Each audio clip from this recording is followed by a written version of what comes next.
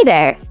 Isn't it a bit annoying when you're trying to switch between the front and back cameras while recording a video on your iPhone, but it just won't let you?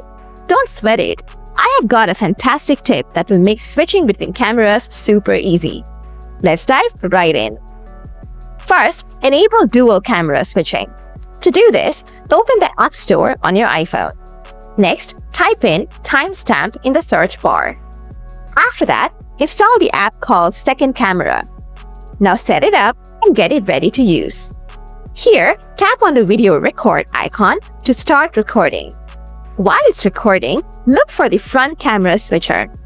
You can tap on it here to switch between the cameras. Now you'll notice that this won't interrupt your recording anymore. So there you have it.